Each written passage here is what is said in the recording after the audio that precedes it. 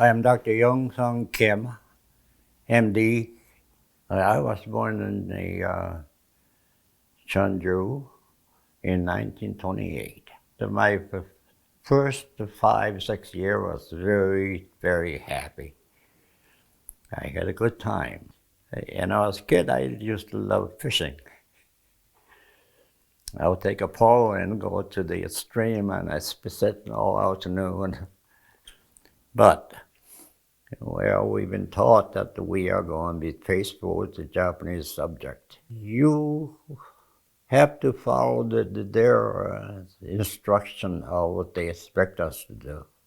When you get into the building, the school, there's a shrine, a picture of the emperor. You have to stop and bow. Anytime they mention of emperor, we have to come to attention. We cannot talk Korean. And I remember once the entire school was recommended for the speaking Korean. So my senior class booed that. So all the teachers went there. The younger class booed so that teachers back and forth. We were kneeled and for a whole morning. We cannot move, but and they would hit your head when you don't do anything right. When I got through, and they said, "Well, I hope you guys have learned the lesson. You will not speak Korean." All the entire students booed at the same time. They ask you, "Did you talk to your parents in Korean?" Answer is no. But we talk to Korean with your parents and elders anytime, even among our friends. So, they taught us how to live from the early age. It takes a long time to get out of that.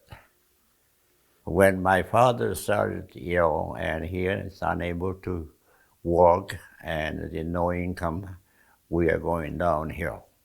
And he passed when I was 10.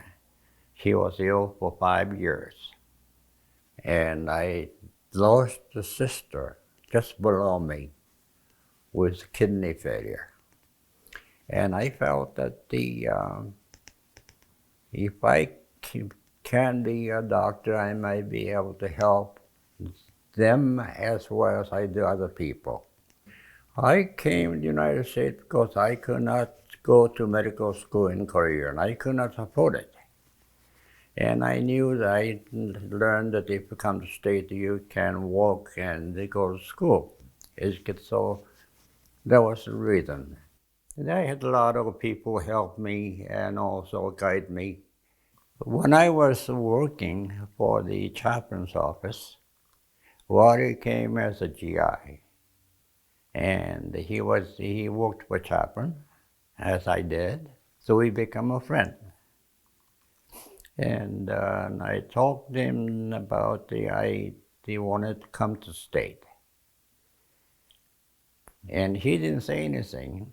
However, when he came back home, he wrote a letter to his school at North Park and about me. Before I knew, I had the letter from North Park saying they accepted me with full tuition. Wally and I have been a good friend until his passing. So almost 60 years. My mother is quite a lady. When I told her that I am leaving the United States, at the time, my earning and my brother's earning sustained the family. So without any hesitation, go. So he allowed me to leave Korea. I left Korea in 1949. I feel I'm a debtor of God's grace because I had only middle school education in Korea. When I got to the North Park, they told me I have to go back because I had only 10th grade. So I asked them if they would let me stay, and if I'm not able to carry on, then I'll go back to high school. Out of first semester, I was on Dean's list, so they never asked me to go back. From there, I went to Northwestern University, then went to University of Minnesota Medical School. I stayed at the University of Minnesota. I took surgical residency, and I taught at the University of Wisconsin, and ended up in the University of Illinois in the cardiothoracic department. At the time, the getting into medical school as a foreign student was very difficult. Most of state school would not give me applications, but the following year I applied for several schools in Minnesota, and Bowman Grade medical schools in Wake Forest accepted me. And I was recommended I should go to Minnesota. So I went to Minnesota. I was very lucky. My story is somewhat different, is because I came to the United States to prepare myself to go back to Mission Hospital in Jeonju. But my stand and my late wife's stand on the human right in Korea made us impossible to go back. I've been denied on my visa several times, and I tried 4 times to go back to Korea. A different time I never been able to do.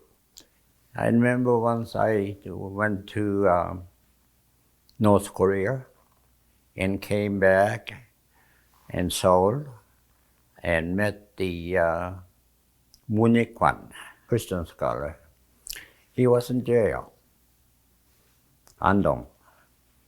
So we asked whether we could see him because they kind of knew that I am the advocate for medical treatment for the political prisoner. So we went to Andong, and we met with the Moon Kwan, and your mother and I was there.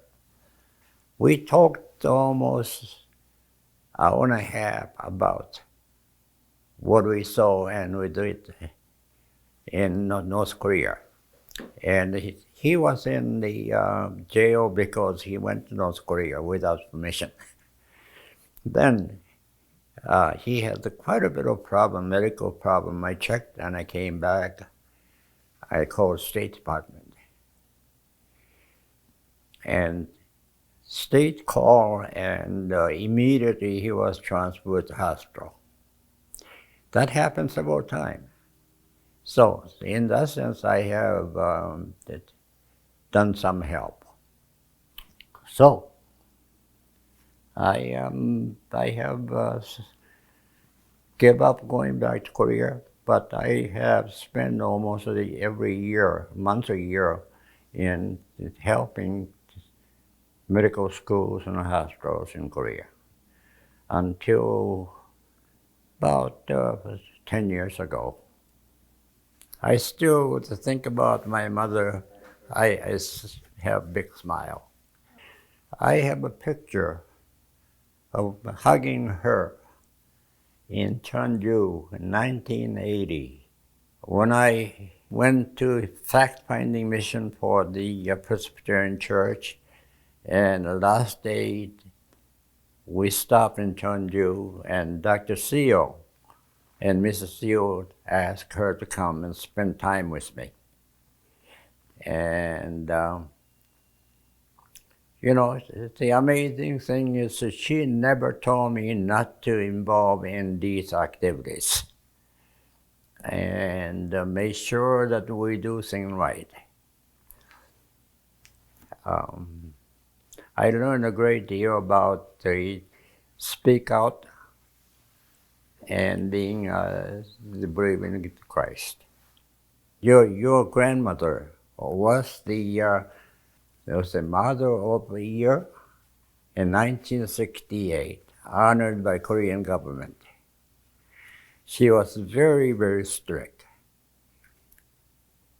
We cannot mumble. If you have anything to say, we have to say distinctively. And in the morning, we get up and we have to do our business right away. And meal, as much meager as it was, we are told to finish clean. Thinking back, I could have done better as a father. I didn't spend time with you guys for a while. You know that. I was busy. I just didn't have time for this until I retired. And I wish I could have spent more time. Now I have a lot of time, and I